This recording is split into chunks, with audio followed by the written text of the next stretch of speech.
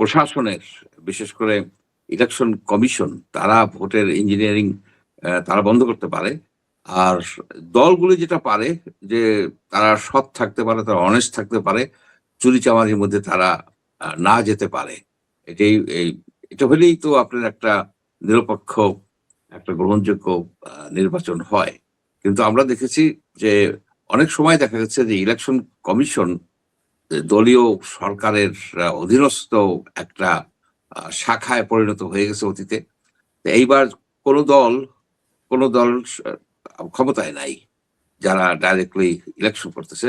তবে সরকারের একটা প্রচ্ছন্ন অনেক ক্ষেত্রে আহ, একেবারে ওপেন কিছু সাপোর্ট আছে এনসিপির প্রতি, এবং জামাতের প্রতিও তাদের একটা সাপোর্ট আছে বলে, প্রচন্ড সাপোর্ট আছে বলে অনেকেই বলেন এবং আহ, বলা হয়। এদিকে বিএনপি একটা বিরাট দল, আওয়ামী লীগ আওয়ামী লীগ একটা বিরাট দল। এই দুটো দলই তো বাংলাদেশের রাজনীতিকে এত বছর পর্যন্ত, যুগের পর যুগ, এরা কিন্তু ডমিনেট করছে। অন্য দলের কোনো ছিল না, কোনো খুব একটা আহ কোনো একটা ছিল না। তারা সবসময় হাইফেন হিসেবে কাজ করছে। তাদের ল্যাকি বলে একটা কথা আছে, চামচা বলেন কিংবা অনুগামী বলেন, এইভাবেই তারা কাজ করছে, হয় এই দলের নইলে অন্য দলের।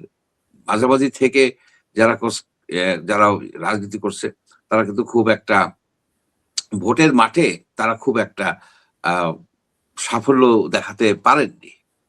এই হচ্ছে বাস্তব। এই পরিপ্রেক্ষিতে যেটা হচ্ছে যে এবার আওয়ামী লীগ নাই। আওয়ামী লীগ না থাকার ফলে এখানে কিছু কিছু দল অতিরিক্ত পাচ্ছে, আপনার গুরুত্ব পাচ্ছে। যেমন ধরেন এই যে মামুনুল হক, আপনার যে রেজাউল করিম, আপনার চরমোনাই পীর, পীরের দুই ছেলে রেজাউল করিম এবং ফয়জুল করিম, এদের যে দলটা, এই দলটা 3 বার নির্বাচন করছে, জাতীয় নির্বাচন, প্রায় অনেক সিটে আসনে তার ক্যান্ডিডেট দিছে। একজন বাদে, খুব সম্ভব একজন বাদে, কেউই জামানত রক্ষা করতে পারে নাই। আপনার জামানত রক্ষাই করতে পারে নাই।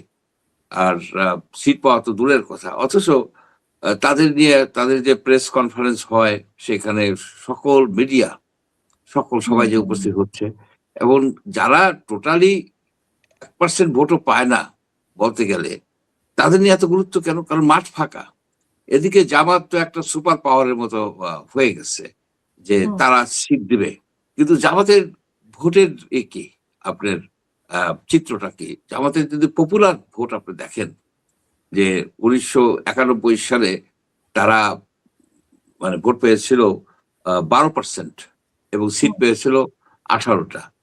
তারপরে 96-এ তারা ভোট পেয়েছিল 8% সামথিং এবং সিট পেয়েছিল 3টা সিট।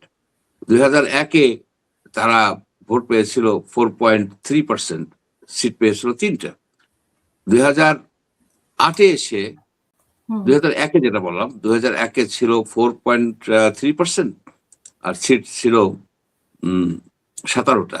আর 2008-এ তাদের ভোটের পার্সেন্টেজ হচ্ছে 4.7 এবং সিট 2টা।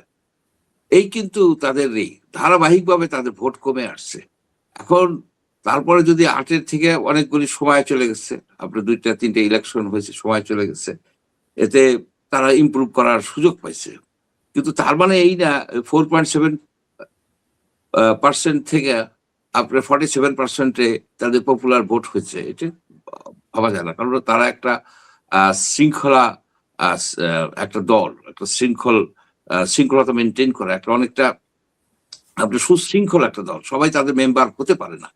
সেই জন্য ভোটে তারা যে তাদের ম্যাক্সিমাম ভোট সিট ছিল 18টা এই 1991, এর থেকে আর বেশি পায় নাই। এবার হয়তো 20টায় যাবে, 20টা। এবং ওই ইসলামী আন্দোলন চলে যাওয়ায় তাদের যে বিরাট ক্ষতি হয়ে গেল, আর থাকলে যে বিরাট উপকার হতো তাও না। এনসিপি এখানে তাদের জন্য ভোটের মার্কেটে তাদের কোনো নাই, বরং হয়তো কিছু ভোট তাদের কমে যেতে পারে জামাতের যে ট্রাডিশনাল ভোটার, এবং জামাতের উপর মানে হয়ে কৃতজ্ঞতা। জামাত যেমন আওয়ামী লীগের নেতাকর্মীদেরকে খুব একটা ঘাটায় নাই, তাদের বিরুদ্ধে কোনো মামলা দেয় নাই, বরং অনেক ক্ষেত্রে সহায়তা করছে।